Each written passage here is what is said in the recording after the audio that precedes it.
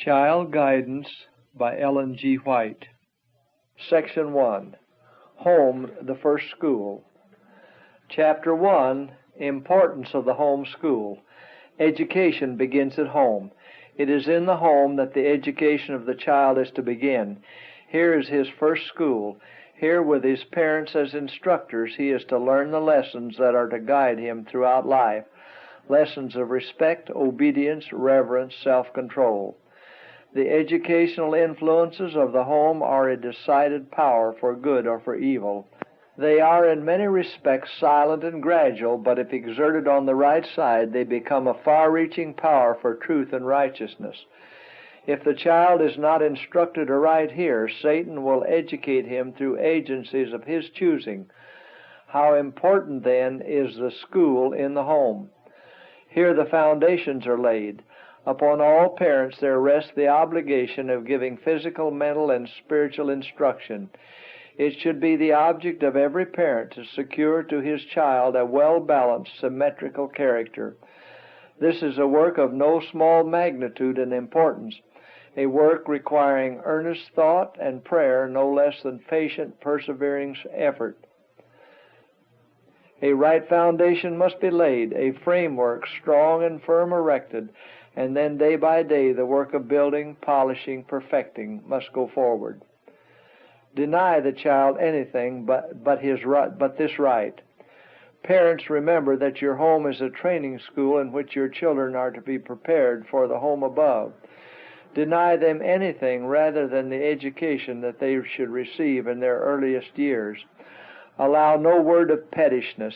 Teach your children to be kind and patient. Teach them to be thoughtful of others. Thus you are preparing them for the higher ministry in religious things. The home should be a preparatory school where children and youth may be fitted to do service for the Master, preparatory to joining the higher school in the kingdom of God. Not a secondary matter. Let not home education be regarded as a secondary matter. It occupies the first place in all true education. Fathers and mothers have entrusted to them the molding of their children's minds. How startling is the proverb, "As the twig is bent, the tree is inclined." This is to be applied to the training of our children. Parents, will you remember that the education of your children from their earliest years is committed to you as a sacred trust? These young trees are to be properly trained, that they may be transplanted to the garden of the Lord. Home education is not by any means to be neglected. Those who neglect it neglect a religious duty. The great scope of home education. Home education means much. It is a matter of great scope. Abraham was called the father of the faithful. Among the things that made him a remarkable example of godliness was the strict regard that in his home he paid to the commands of God. He cultivated home religion. He who sees the education given in every home and who measures the influence of this education said, "I know him that he will command his children and his household after him, and they shall keep the way of the Lord to do justice and judgment."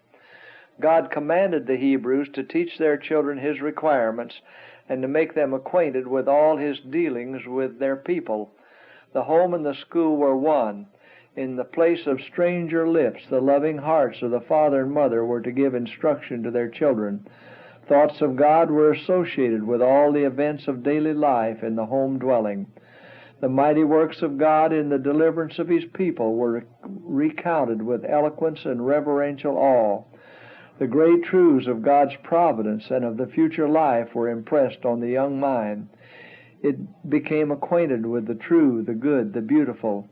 By the use of figures and symbols, the lessons given were illustrated and thus more firmly fixed in the memory. Through this animated imagery, the child was, almost from infancy, initiated into the mysteries, the wisdom, and the hopes of his fathers, and guided in a way of thinking and feeling and anticipating that reached beyond things seen and transitory to the unseen and eternal. It precedes and prepares for the day school. The work of parents precedes that of the teacher. They have a home school, the first grade. If they seek carefully and prayerfully to know and to do their duty, they will prepare their children to enter the second grade, to receive the instructions from the teacher. It fashions a character. The home may be a school where the children are indeed fashioned in character after the similitude of a palace. Education in the Nazareth home.